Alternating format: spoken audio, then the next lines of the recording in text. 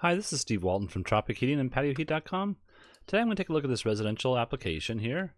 So what we have is basically a bar stool height, seating area, and then a little lounge area inside of a screened-in room. And there's a couple of other things that we need to discuss here. So let's go ahead and look at the dimensions first of all.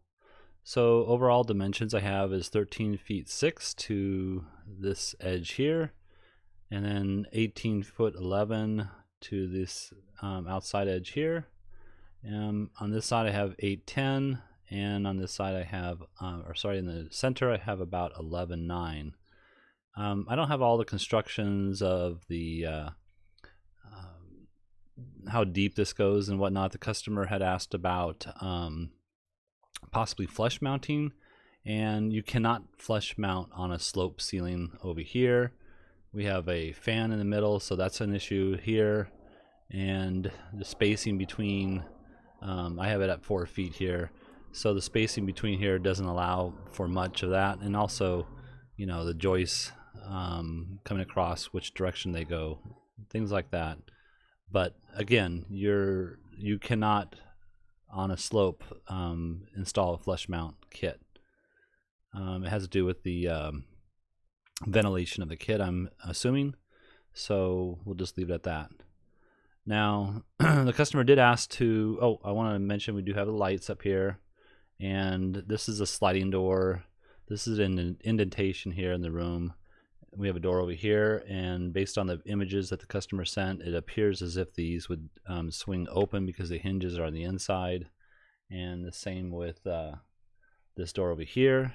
Hinges are on the inside, so I'm assuming that swings open on the inside, rather. So those are the issues that I'm looking at. And see if there's anything else. They did say they're going to get a slider that covers this whole area, possibly to keep it warmer. When you stop airflow, you are able to warm up the space. What happens is the infrared light waves will penetrate tables, chairs, floors, people, and that will in turn radiate convectionally the air into the room. But with just a screened-in room, then that convection heated air will just flow out of the room. So if you're able to put drops down that would reduce the airflow, you will be able to capture some of that heat.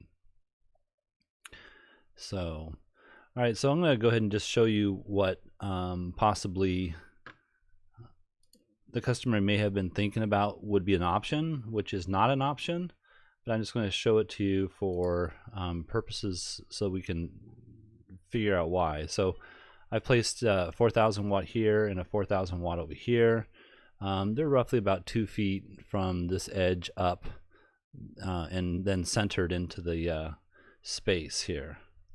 The problem with this is that we have clearances that we need to deal with, and specifically the clearances from the bottom of the unit. You can see here as we go into the room that this door, as it opens, will barely, maybe just nick the clearance edge here. I have it at about 20 degrees open right now, or 25 degrees, somewhere around there. But this door over here is going to be an issue because you can see how it is physically in the clearance area. So the clearances are 18 inches from the side of the heater, so from this edge to out, and then this edge out here, and then the ends 18 inches, and then from the face of the heater out is 36 inches, and that's where we're making contact with that door. So let me turn that clearance off. You can see that's why I have an issue with that. Now if you look at the ray with this unit, you can see the ray also is penetrating the doorway, and that would be a fire hazard. So that's why I chose not to put the heater there. And let's go ahead and see where direction I did put the heater. So what I've done here is I've gone up about 12 inches past the center of the lamps or the lights, the can lights up here, up the room, still centered in the middle of the patio itself. And I also mounted the bracket with the slope of the ceiling. Now my slope will be a little bit different than what the true slope is, but then I turned the heater about 15 degrees from that slope downward, so it's physically sloping this way here about 15 degrees. It's not level, it's still maybe a 10 degree about a 5 degree tilt inwards. But now let's go ahead and look at the array. You can see these are 4,000 watt units, and so are the previous mounted units. I chose the 4,000 watt units rather for the purpose of this elevated seating. So this bar stool seating, you're setting up higher, and you're not going to want as much heat on you in that application. Now you can go with a 6,000 watt unit, but only if you use a control system.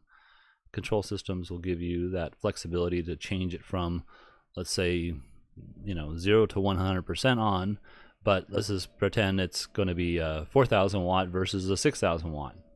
So that's what the control system allows you to do.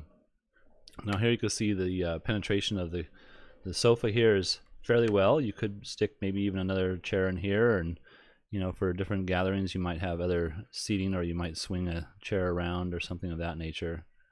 And then also let's just look at the clearance here. Let's see if we can get here. So the clearance above the heater, we're meeting 6 inches from the edge out, and then of course 6 inches from this edge out here. And so we're meeting that just barely. Okay. And then also the clearance below, there's no issues with that. We're missing the fan, and that looks pretty good. Again, this side here you might even go with a 6,000 watt and a 4,000 over here. This you might go with a 6,000 with a duplex switch, and then this one will just be a double pull switch over here.